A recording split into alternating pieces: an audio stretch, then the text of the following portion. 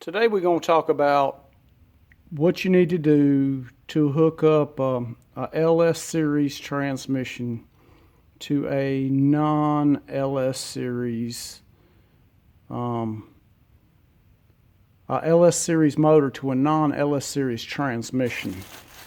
Now they all have the same bolt pattern on the bell housing, with the exception of a lot of the old school small blocks don't have this hole very hole up here, and none of the LS motors have this hole right here drilled and tapped. So it uses these 6 bolt holes instead of those. Now, if you bolt a transmission up to this motor here that doesn't have this bolt hole in it, these 5 bolts will hold it. That's not an issue.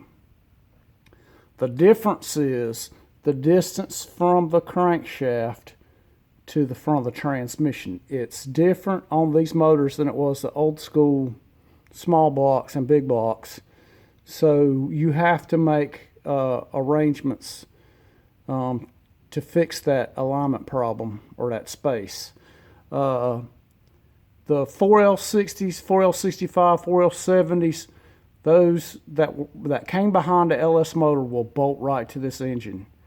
But even the 4L80s, because the 4L80 was designed in the early 90s and did not get redesigned for the LS series engines. So there's some differences. Now this is a 4L80 that came factory behind a 6-liter. And if you look at this flywheel that goes on it,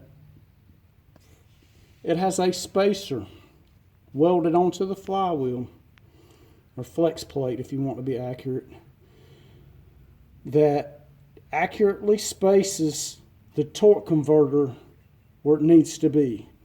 If you run a regular 5.3 flywheel with a 4L80, the torque converter is not going to engage in the front pump, and you will strip the front pump drive gear out. So you have to run this with a 4L80. Also, if you run a Turbo 350, a Turbo 400, a Power Glide, or a 700R for any transmission that did not come factory behind a LS series motor, that'd be a 48, 53, 60, 62, LS1, LS2, LS3, you have to run this style flywheel or flex plate. This flex plate is readily available. Go to O'Reilly's or any of your parts stores and order a flex plate for a 2500 with a 6-liter. And that will get you the flex plate with a spacer on it. All the 4L80 transmissions had this flex plate. And this is what you need to run this transmission, or any transmission that was a non-LS automatic behind a LS based motor. Now, I'm running an MV3500, which was never installed in a LS based motor. Okay, so this is the flywheel right here that you need to run a stick behind any of the LS based transmissions. That's the part number right there, and it came from O'Reilly's, a very reasonably priced flywheel, and it'll bolt any stick to a LS based engine. But that's not the only thing you need to know. One thing is, it's got metric pressure plate bolts. It has longer flywheel bolts.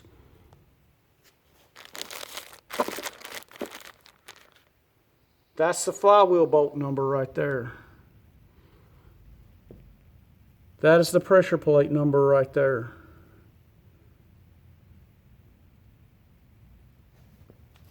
Okay, when you're mixing up transmissions like I'm doing, you need this flywheel and whatever clutch came on your transmission. So I'm using an NV3500 that came in a mid-90s model full size.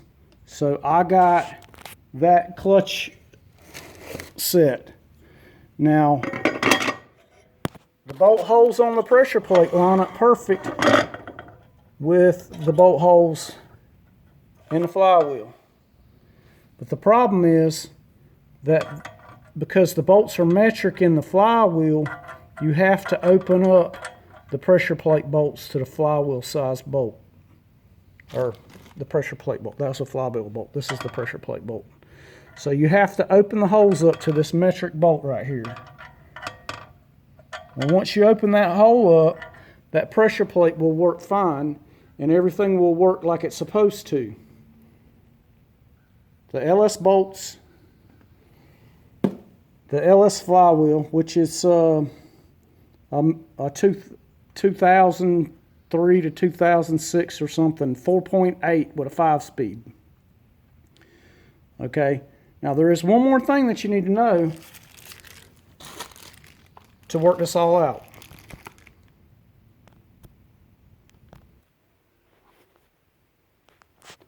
When you run, say, the NV3500, a Muncie 4-speed, or any transmission like that,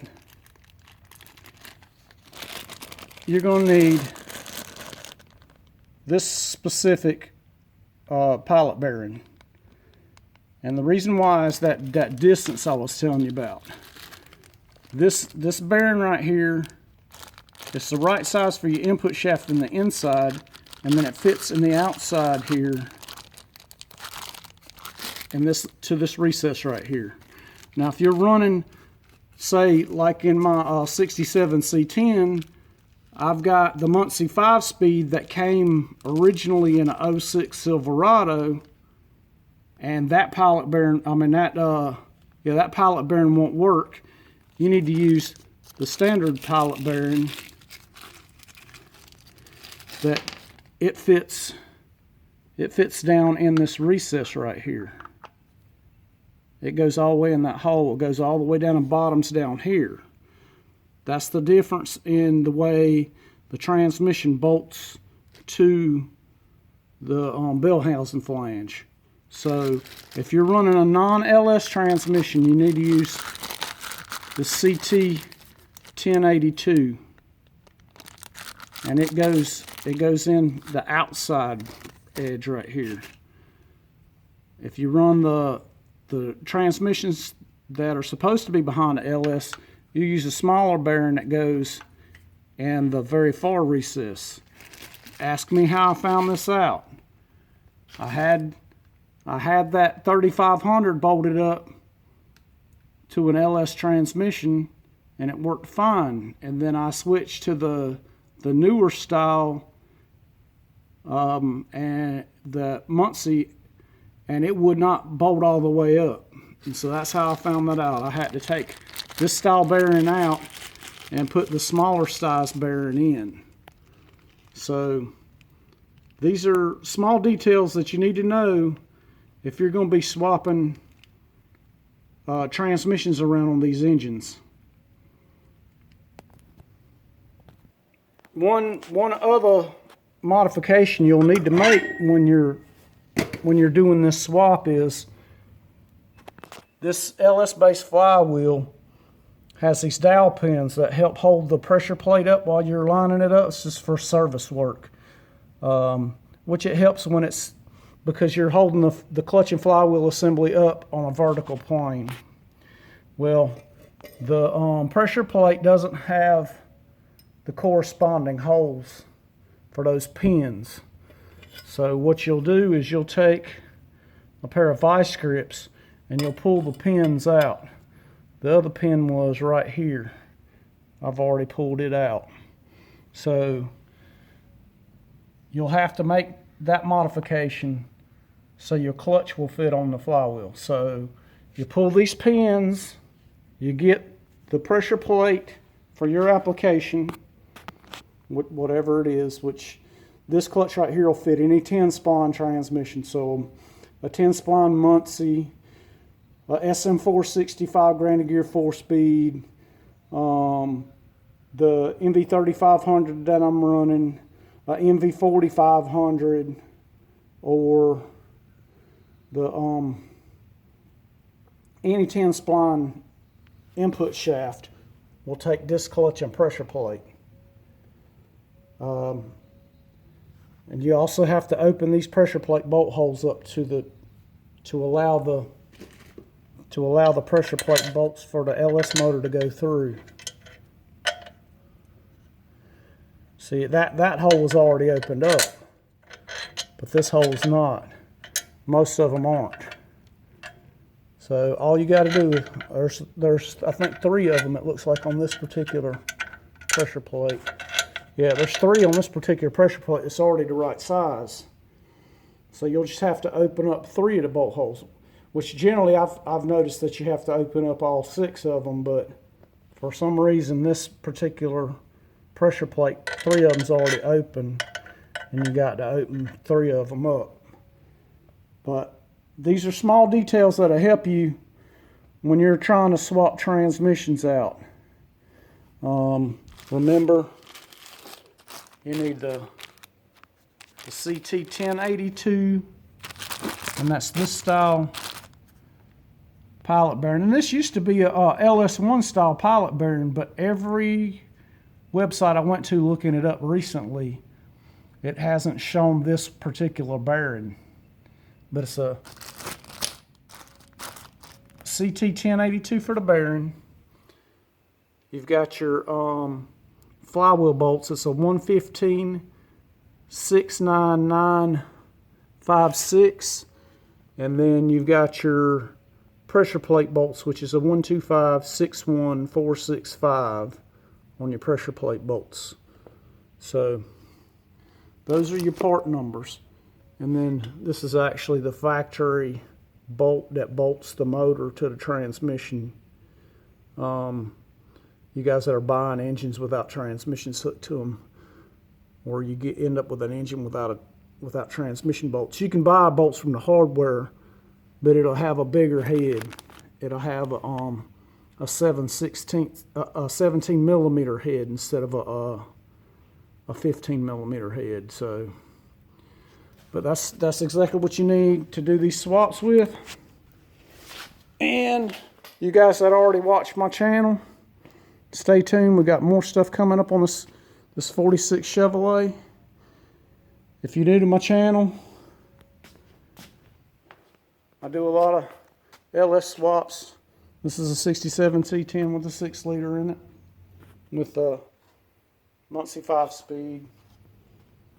I've got a Grand Prix with a 6-liter in it, and a 4L65. So do a lot of these LS swaps. So y'all stay tuned and you can learn all kind of stuff. Thanks.